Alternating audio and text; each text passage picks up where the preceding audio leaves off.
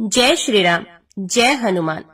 मंगलवार व्रत भगवान हनुमान जी को समर्पित एक पवित्र व्रत है, जिसे विशेष रूप से उनके आशीर्वाद और जीवन में शक्ति, साहस और सफलता प्राप्त करने के लिए रखा जाता है।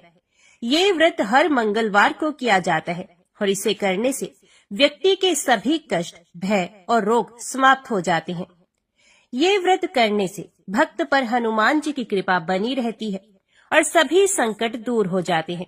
हनुमान जी को रक्षक देवता माना जाता है। इस व्रत को करने से व्यक्ति पर कोई भी नकारात्मक शक्ति या शत्रु प्रभाव नहीं डाल पाती।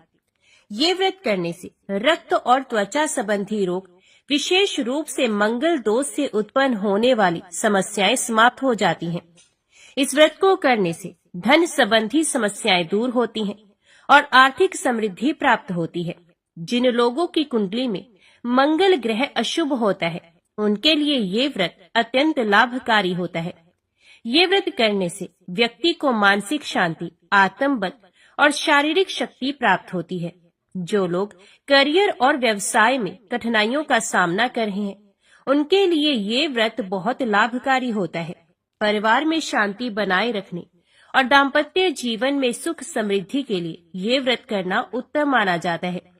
इस व्रत को करने के लिए प्रातः स्नान कर लाल वस्त्र धारण करें और व्रत का संकल्प लें। हनुमान जी को सिंदूर, चमेली का तेल, लाल फूल और गुड़ चना अर्पित करें। इस दिन हनुमान चालीसा, बजरंग बाण और सुंदरकांड का पाठ करना शुभ माना जाता है। इस दिन केवल फलाहार करें और अन्न ना खाएं। कुछ लोग केवल गुड़ चना और दूध का सेवन करते हैं।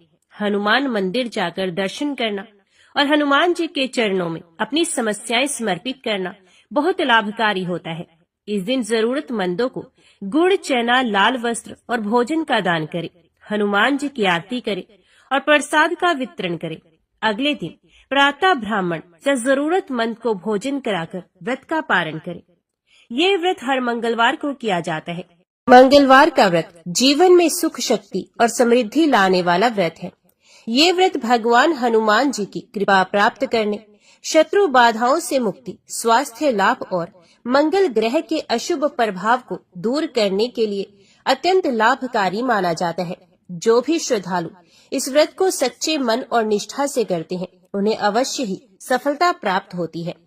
एक बार नैमिषारण्य तीर्थ में 80,000 मुनि एकत्रित होकर पुराणों के ज्ञाता श्री सूत जी से पूछने लगे, हे महामुनि, आपने हमें अनेक पुराणों की कथाएं सुनाई हैं।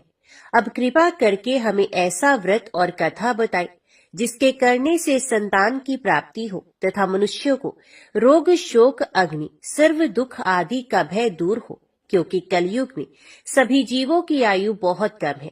फिर इस पर उन्हें रोग, चिंता के कष्ट लगे रहेंगे, तो फिर वे श्री हरि के चरणों में अपना ध्यान कैसे लगा सकेंगे।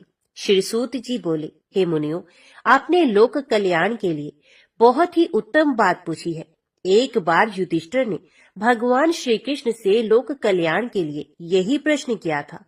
भगवान श्री कृष्ण और युधिष्ठिर का संवाद तुम्हारे सामने कहता हूँ, ध्यान देकर सुनो। एक समय पांडवों की सभा में श्री कृष्ण जी बैठे हुए थे। तब युधिष्ठिर ने भगवान श्री कृष्ण से प्रश्न किया, हे प्रभु नंदनंद गोविंद, आपने मेरे लिए अनेकों कथाएं सुनाई हैं। आज कृपा करके ऐसा व्रत या कथा सुनाएं जिसके करने से मनुष्य को रोग, चिंता का भय समाप्त हो और उसको पुत्र की प्राप्ति हो।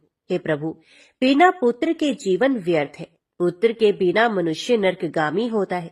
पुत्र के बिना मनुष्य पितृ ऋण से छुटकारा नहीं पा सकता और न ही उसका पुनग नामक नरक से उद्धार हो सकता है। अतः पुत्रदायक व्रत बतलाए। श्री कृष्ण भगवान बोले, हे राजन, मैं एक प्राचीन इतिहास सुनाता हूँ, आप उसे ध्यान पूर्वक सुनो। कुंडलपुर नामक एक नगर था। उसमें नंदा नामक एक ब्राह्मण रहता था। भगवान की कृपा से उसके पास सब कुछ था, फिर भी वे बहुत दुखी था। इसका कारण ये था कि ब्राह्मण की स्त्री सुनंदा के कोई संतान नहीं थी। सुनंदा पतिव्रता थी, भक्ति पूर्वक श्री हनुमान जी की आराधना करती थी। मंगलवार के दिन व्रत करके अंत में भोजन बनाकर हनुमान जी का भोग लगाने के बाद स्वयं भोजन करती थी। एक बार मंगलवार के दिन ब्राह्मणी गृह कार्य की अधिकता के कारण हनुमान जी को ना तो भोग लगा सकी, तो इस पर उसे बहुत दुख हुआ। उसने कुछ भी नहीं खाया और अपने मन में प्रण किया कि अब तो अगले मंगलवार को ही हनुमान जी का भोग लगाकर अन्न जल ग्रहण करूंगी।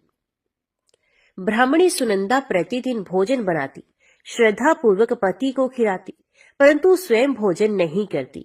मन ही मन श्री हनुमान जी की आराधना करती थी। इस प्रकार 6 दिन गुजर गए और ब्राह्मणी सुनंदा अपने निश्चय के अनुसार भूखी प्यासी निराहार रही। अगले मंगलवार को ब्राह्मणी सुनंदा प्रातः काल ही बेहोश होकर गिर पड़ी। ब्राह्मणी सुनंदा की इस असीम भक्ति के प्रभाव से श्री हनुमान जी बहुत प्रसन्न हुए और प्रकट होकर बोले, सुनंदा, मैं तेरी भक्ति से बहुत प्रसन्न हूँ, तू उठ और कोई वर मांग। सुनंदा अपने आराध्य देव श्री हनुमान जी को देखकर आनंद की अधिकता से विवल हो श्री हनुमान जी के चरणों में गिरकर बोली, हे प्रभु, मेरी कोई संतान नहीं, कृपा करके मुझे संतान प्राप्ति का आशीर्वाद दे, आपकी अति कृपा होगी।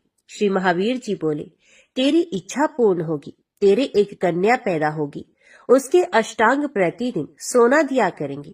इस प्रकार कहकर श्री महावीर जी अंतर ध्यान हो गए। ब्राह्मणी सुनंदा बहुत हर्षित हुई और सभी समाचार अपने पति से कहा। ब्राह्मण देव कन्या का वरदान सुनकर कुछ दुखी हुए, परंतु सोना मिलने की बात सुनी तो बहुत प्रसन्न हुए।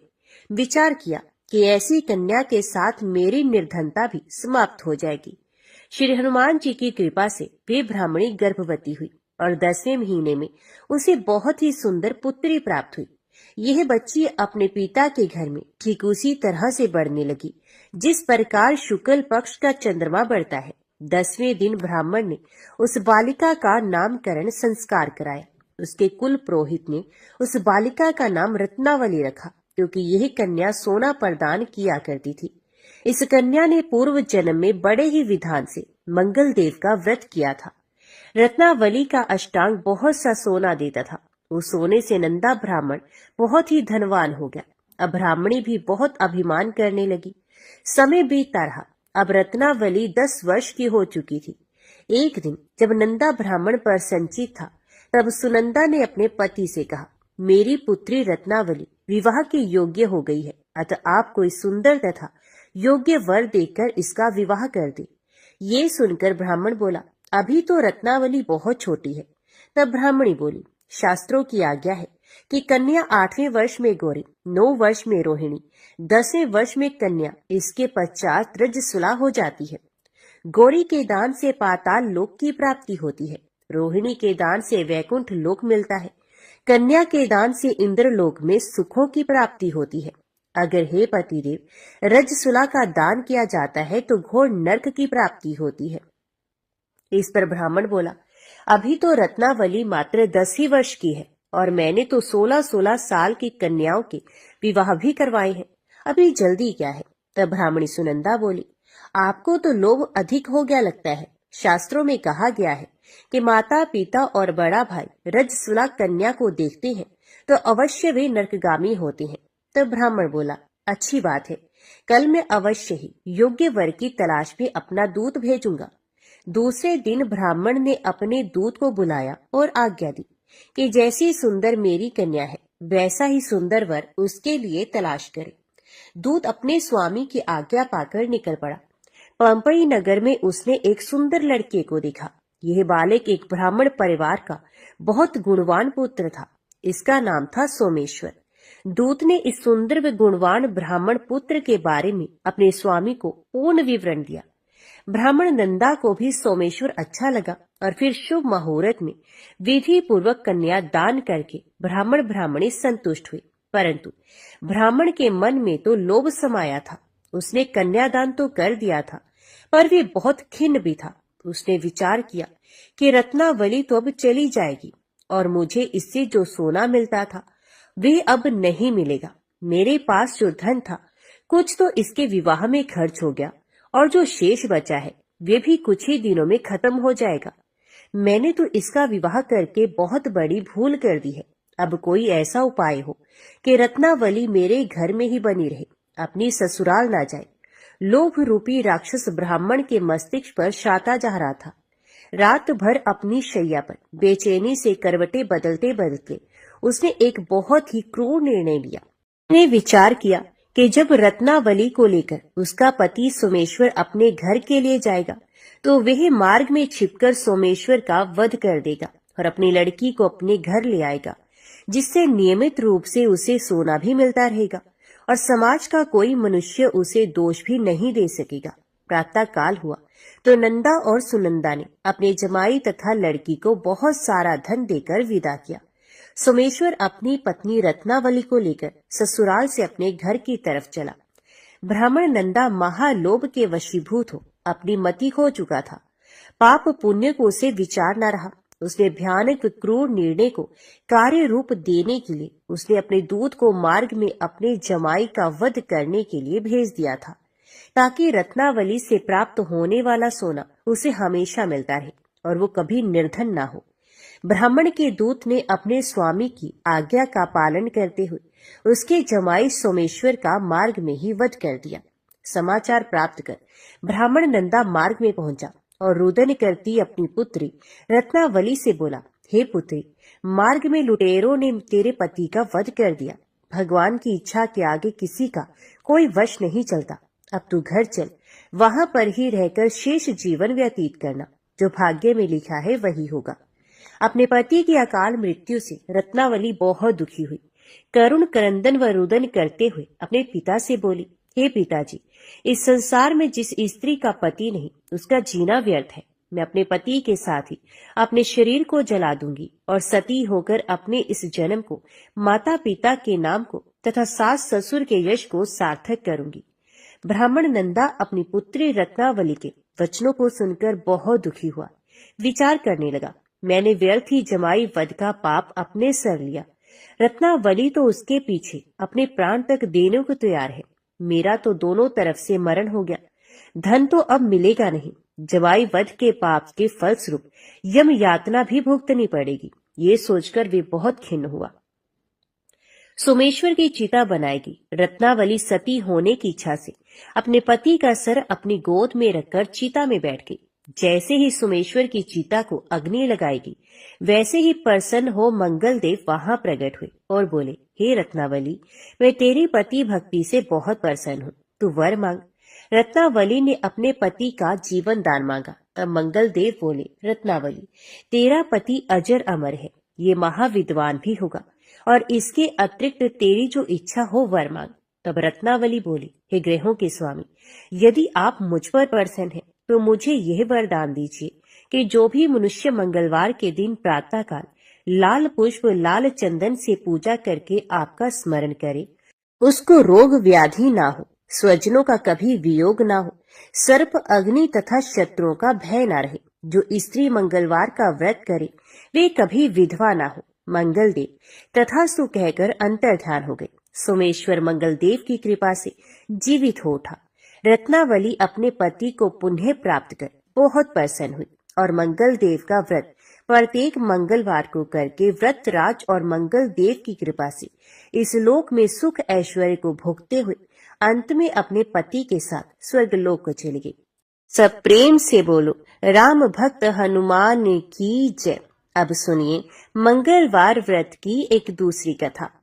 एक ब्राह्मण दंपत्ति के कोई संतान नहीं थी, जिसके कारण पति पत्नी दुखी थे। वे ब्राह्मण हनुमान जी की पूजा हेतु वन में चला गया। वे पूजा के साथ महावीर जी से एक पुत्र की कामना प्रकट किया करता था। घर पर उसकी पत्नी मंगलवार व्रत पुत्र की प्राप्ति के लिए किया करती थी। मंगल के दिन व्रत के अंत में भोजन बनाकर हनुमान जी को भोग लगाने के बाद ही स्वयं भोजन ग्रहण करती थी। एक बार कोई व्रत आ गया जिसके कारण ब्राह्मणी भोजन न बना सकी। तब हनुमान जी का भोग भी नहीं लगाया। ये अपने मन में ऐसा प्रण करके सो गई कि अब अगले मंगलवार को ही हनुमान जी को भोग लगाकर वे अन्न ग्रहण करेगी। वे भूखी प्यासी 6 दिन पड़ी रही। मंगलवार के दिन तो उसे मूर्छा आ गई। तब हनुमान जी उसकी लगन और निष्ठा को देखकर अति प्रसन्न हुए। उन्होंने उसे दर्शन दिए और कहा, मैं तुमसे अति प्रसन्न हूँ। मैं तुझको एक सुंदर बालक देता हूँ जो तेरी बहुत सेवा किया करेगा। हनुमान जी मंगलवार को बाल रूप में उसको दर्शन देकर अंतर्ध्यान हो गए। सुंदर बालक पाकर ब्राह्मणी अति प्रसन्न हुई। ब्राह्मणी ने रखा था बालक का नाम मंगल। कुछ समय के पश्चात ब्राह्मण वन से लौट कर आया, पर संचित सुंदर बालक घर में क्रीड़ा करते देखकर वे ब्राह्मण पत्नी से बोला, यह बालक कौन है? तो पत्नी ने कहा, मंगलवार के व्रत से प्रसन्न हो, हनुमान जी ने दर्शन दे मुझे बालक दिया है। पत्नी की बात छल से भरी जान उसने सोचा, ये उल्टा व्यभिचारिणी अपनी क्लुषता छिपाने के लिए बात बना रही है। एक दिन उसका पति कुएं पर पानी भरने चला तो पत्नी ने कहा कि मंगल को भी साथ ले जाओ। वह मंगल को साथ ले चला और उसको कुएं में डालकर वापस पानी भरकर घर आया। तो पत्नी ने पूछा कि मंगल कहाँ है? तभी मंगल मुस्कुराता हुआ घर में आ गया। उसको देख ब्राह्मण आश्चर्यचकित हुआ। रात्रि में उसके पति से हनुमान जी ने स्वप्न में कहा, यह बालक मैंने दिया है, तुम पत्नी को उल्टा क्यों कहती हो? पति ये जानकर हर्ष में भर गया। फिर पति पत्नी मंगल का व्रत रख के अपने जीवन आनंद पूर्वक व्यतीत करने लगे। जो मनुष्य मंगलवार व्रत कथा को पढ़ता अथवा सुनता है और नियम से व्रत रखता है, उसके हनुमान जी की कृपा से सब कष्ट दूर होकर सर्व सुख प्राप्त होता है। प्रेम से बोलिए जय श्री हनुमान। अभी सुनते हैं राम नाम की महिमा। लंकापति रावण के वध के बाद जब अयोध्यापति प्रभु श्री राम की कीर्ति दूर दूर तक फैल रही थी और वह मर्यादा पुरुषोत्तम कहलाने लगे थे, तब एक दिन महादेव शिव की इच्छा भी मर्यादा पुरुषोत्तम श्री राम से मिलने की हुई। पार्वती जी को संग लेकर महादेव कैलाश पर्वत से उतरकर अयोध्या नगरी के रास्ते पर चल पड़े। भगवान शिव और माँ पार्वती को अयोध्या आया देखकर राम जी बहुत खुश हुए। माता जानकी ने उनका उचित आदर सत्कार किया और स्वयं भोजन बनाने के लिए रसोई में चली गई। इस बीच भगवान शिव ने श्री राम जी से पूछा, आपके सेवक हनुमान जी दिखाई नहीं पड़ रहे हैं? श्री राम बोले, वे बगीचे में हैं। शिव जी ने श्री राम जी से बगीचे में जाने की अनुमति मांगी और पार्वती जी का हाथ थामकर बगीचे में आ गई। बगीचे की खूबसूरती देखकर उनका मन मोहित हो गया। आम के एक घने वृक्ष के नीचे हनुमान जी दीन दुनिया से बेखबर गहरी नींद में सोए थे और एक लय में खराटों से राम नाम की ध्वनि उठ रही थी। चकित होकर शिवजी और माता पार्वती एक दूसरे की ओर देखने लगे। माता पार्वती मुस्कुरा उठी और वृक्ष की डालियों की ओर इशारा किया। राम नाम सुनकर पेड़ की डालियां भी झूमने लगी थी और इनके बीच से भी राम नाम उच्चारित हो रहा था। शिवजी इस राम नाम की धुन में मस्त मगन होकर खुद भी राम नाम कहकर नाचने लगे। माता पार्वती जी ने भी अपने पति का अनुसरण किया और अपने कोमल पैर थिरकाने लगी। शिवजी और पार्वती जी के नृत्य से ऐसी झनकार उठी कि स्वर्गलोक के देवता गण भी आकर्षित होकर बगीचे में आ गए और राम नाम की धुन में सभी मस्त हो गए। माता जानकी भोजन तैयार करके प्रतीक्षा करती थी, परंतु संध्या घिरने तक भी अतिथि नहीं पधारे। तब अपने देवर लक्ष्मण जी को बगीचे में भेजा। लक्ष्मण जी तो स्वयं को श्री राम का सेवक ही मानते थे, अतः बगीचे में आकर जब उन्होंने धरती पर स्वर्ग का नजारा देखा तो खुद भी राम नाम की धुन में झूम उठे। महल में माता जानकी परेशान हो रही थी कि अभी तक भोजन ग्रहण करने कोई भी क्यों नहीं आया। उन्होंने श्री राम जी से कहा, भोजन ठंडा हो रहा है, चलिए हम ही जाकर बगीचे में से सभी को ले आए। तब राम जी बगीचे में गए तो वहां राम नाम की धूम मची हुई थी। हनुमान जी गहरी नींद में सोए हुए थे और उनके खराटों से अभी तक राम नाम निकल रहा था। श्री राम भाव विवल हो उठे। राम जी ने हनुमान जी को नींद से जगाया और प्रेम से उनकी तरफ निहारने लगे। हनुमान जी प्रभु को आया देख शीघ्रता से उठकर खड़े हुए। नृत्य की सभा भंग हो गई। शिवजी खुले कंठ से हनुमान जी की राम भक्ति की सराहना करने लगे। हनुमान जी सक उचाए, लेकिन मन ही मन खुश हो रहे थे। श्री सिया राम ने भोजन करने का आग्रह भगवान शिवजी से किया। सभी लोग महल में भोजन करने के लिए चल पड़े। माता जानकी भोजन परोसने लगी।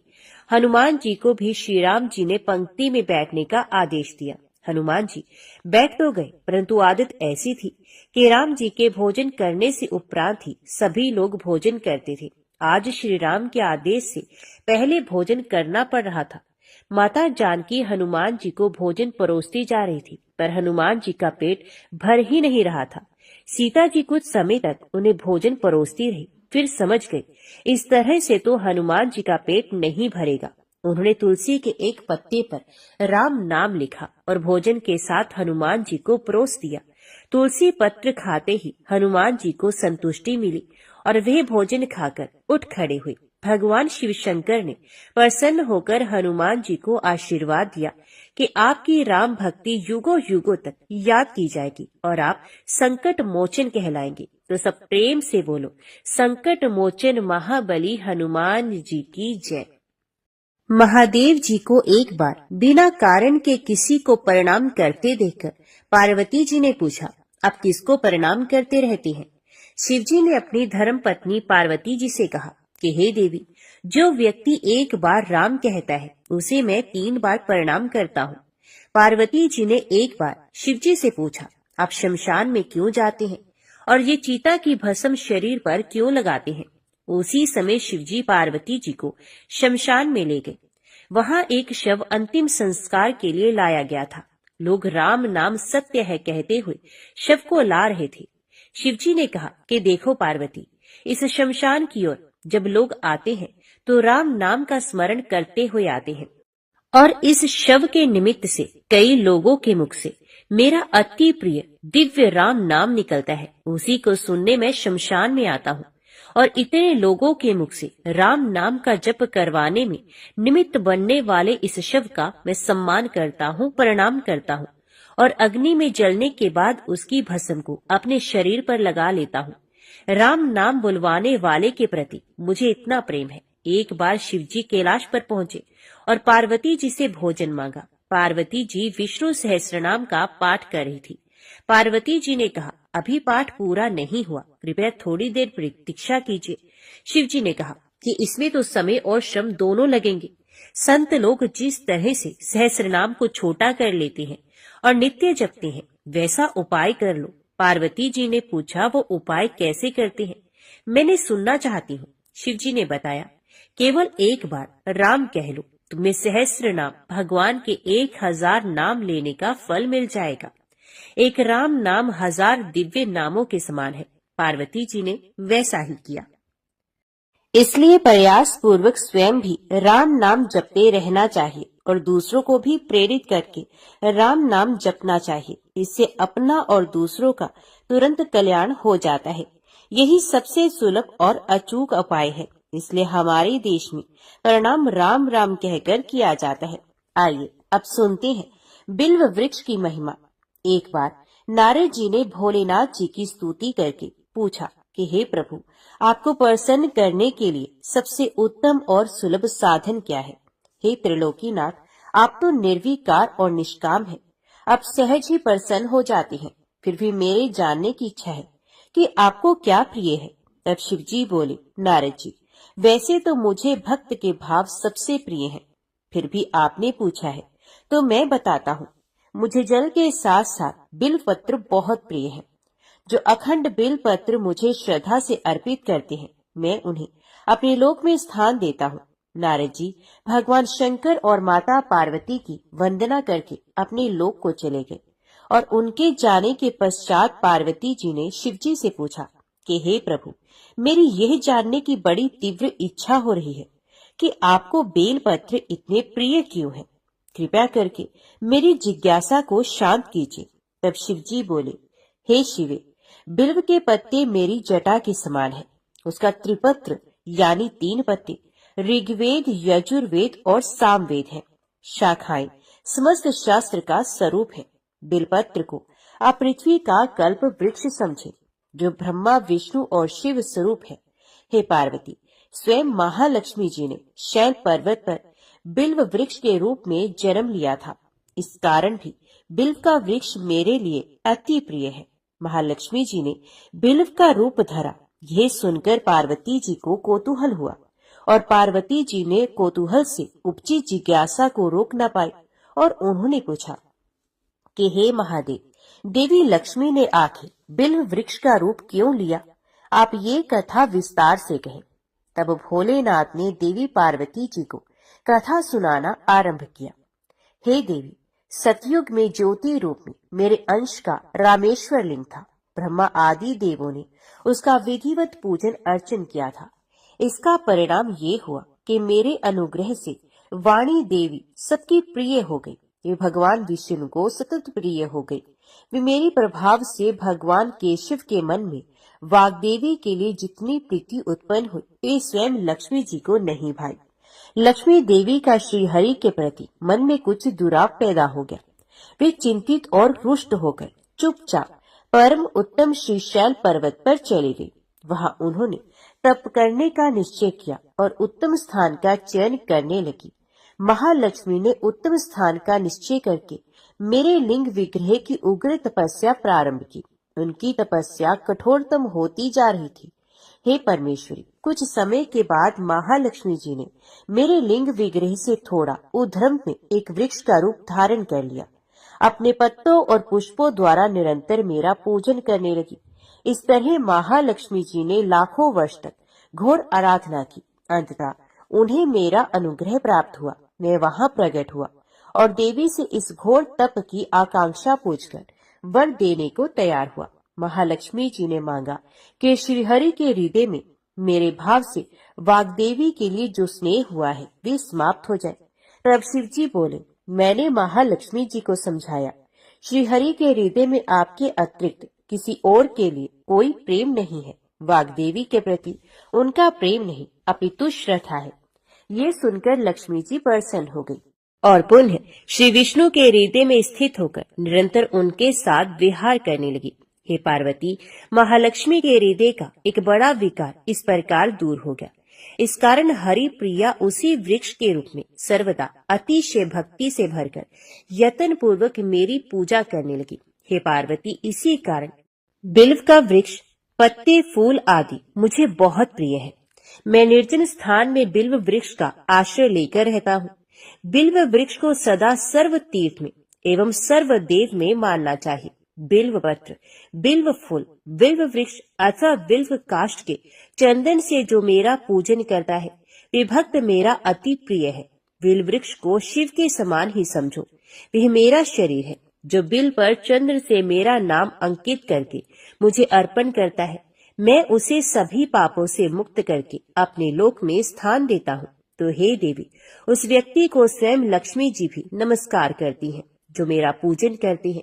जो बिल्व मूल में प्राण छोड़ता है उसका रुद्र देह प्राप्त होता है और ऐसे मनुष्य पर सदैव ही माता लक्ष्मी की कृपा बनी रहती है और साथ ही साथ भगवान नारायण की कृपा भी उन पर सदैव बनी रहती है।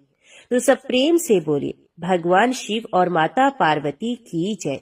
आइए अब सुनते हैं मंगलवार को सुनी जाने वाली मंगला गौरी माता की पौराणिक व्रत कथा। पूर्व काल में कुरु देश में शुद्ध कीर्ति नामक एक विद्वान, कीर्तिशाली, शत्रुओं का नाश करने वाले, 64 कलाओं का ज्ञाता तथा धनुर्विद्या में कुशल राजा हुआ था। पुत्र के अतिरिक्त अन्य सभी शुभ चीजें उस राजा के पास थी। अतः वे राजा संतान के विषय में अत्यंत चिंतित हुआ और जब ध्यान पूर्वक देवी की आराधना करने लगा तब उसकी कठोर तपस्या से देवी प्रसन्न हो गई और उसे ये वचन बोली, हे सुव्रत, वर मांगो।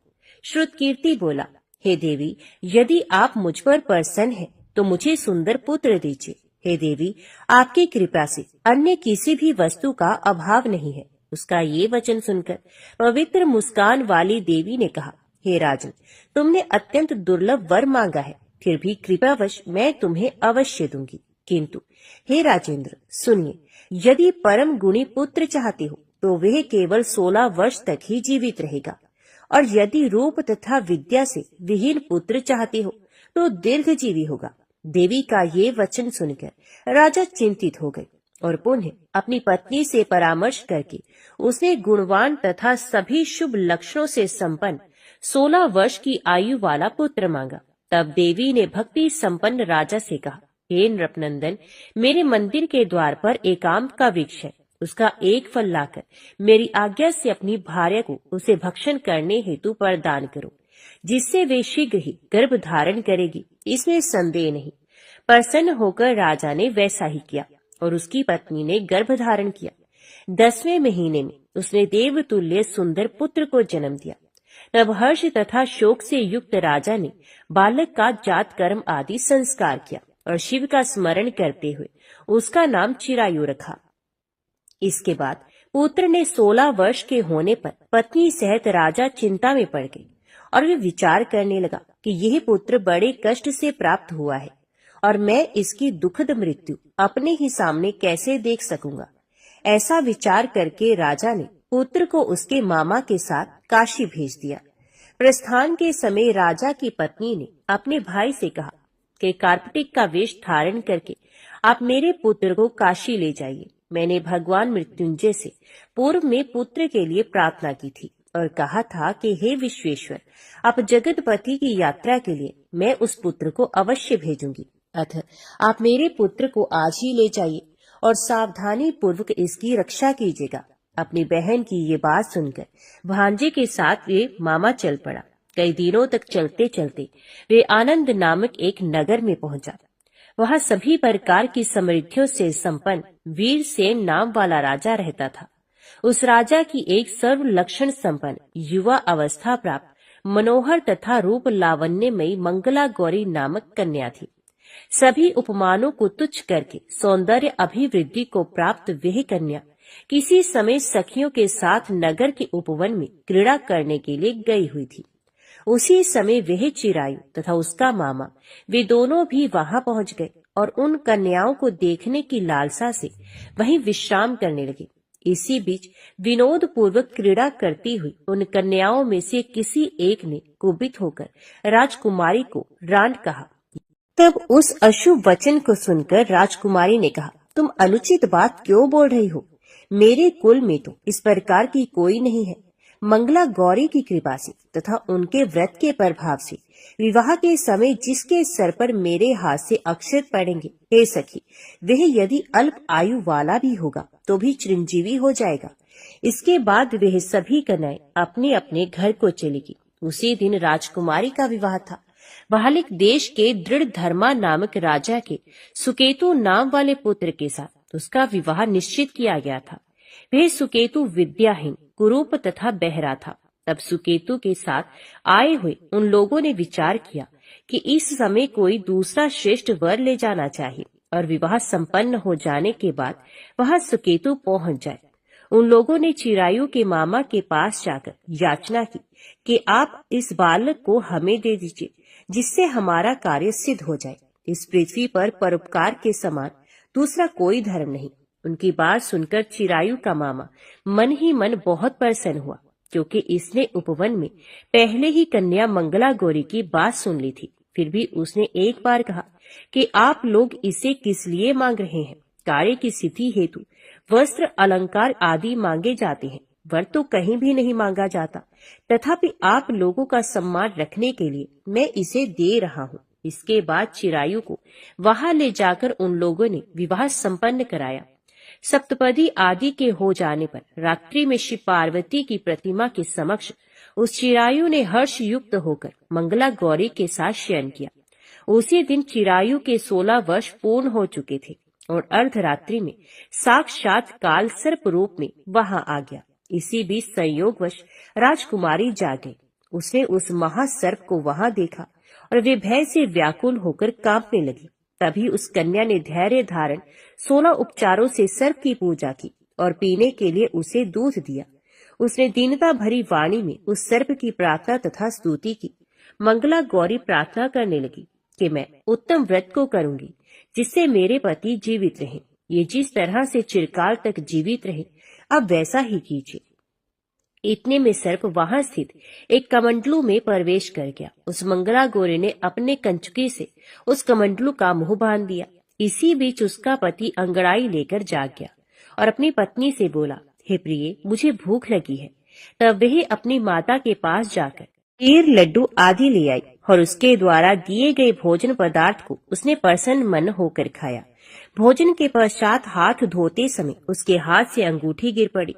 तांबूल खाकर वह पुण्य सो गया। इसके बाद मंगला गौरी कमंडलू को फेंकने के लिए जाने लगी। विधि की कैसी गति है कि उस कमंडलू में से बाहर की ओर जगमग करती हुई हार कांति को देखकर वे आश्चर्यचकित हो गई।